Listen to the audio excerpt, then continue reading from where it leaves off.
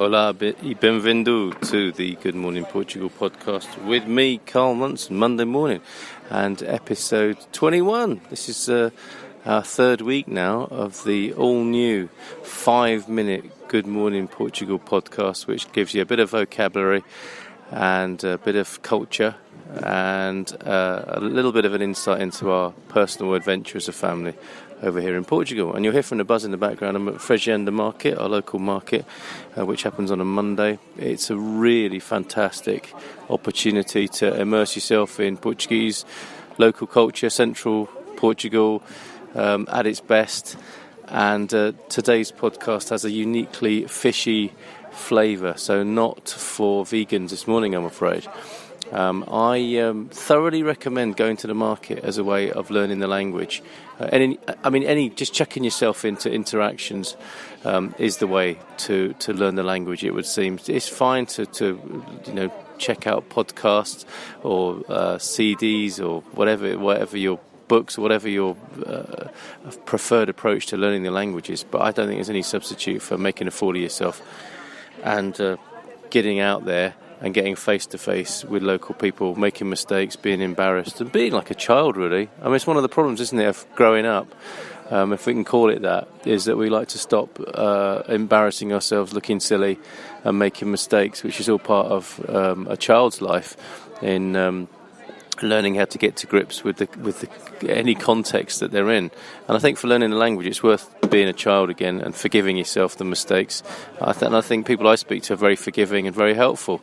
One thing to bear in mind is it is easier when you're in the more rural or central part of Portugal than it is in, let's say, Lisbon or Porto, because people will want to speak English. They'll hear that you speak English, or they suspect that you speak English, and then will speak to you in English, thereby depriving you of the chance to speak in Portuguese, which is very helpful and nice, and they probably want to practice their English and show off their English skills, but it kind of robs you of the opportunity to get in there knee deep, neck deep, how deep you want to go in learning the language.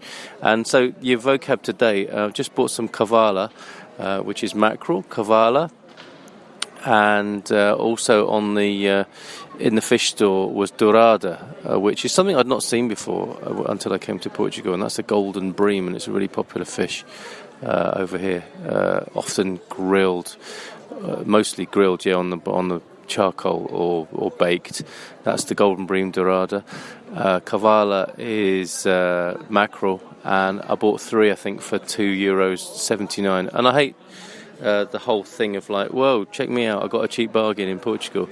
But, on the one hand, it is fascinating that you can live, you go to the market and get like reasonably priced food. It's worth knowing that if you're planning, on setting up a life here. I bought a loaf for 45 cents, which really threw me because I just thought it'd be more money than that, and I was struggling to understand. But 45 for a French baton loaf, 3 fish for under €3, my cavala, and the dourada next door, they're a little bit more expensive. And then in the cafe, I ordered my meia de leite and my risol camarão. And God forgive me for having a milky coffee and a prawn risol for breakfast. But there you go. It's become one of my favourites, one of my local favourites, the prawn risol, an absolute staple alongside the pastel de nata and the samosa you'll see there, and croissants with a bit like croque monsieur with cheese and ham in, but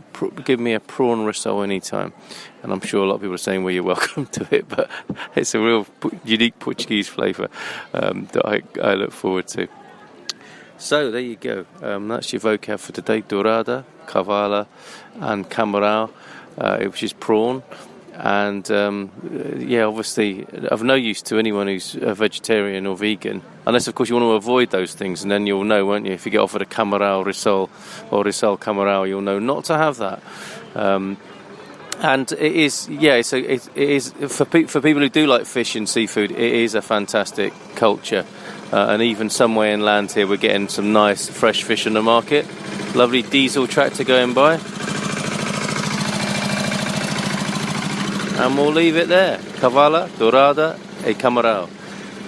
Carl Munson signing off with this Fishy podcast. See you tomorrow. Até breve.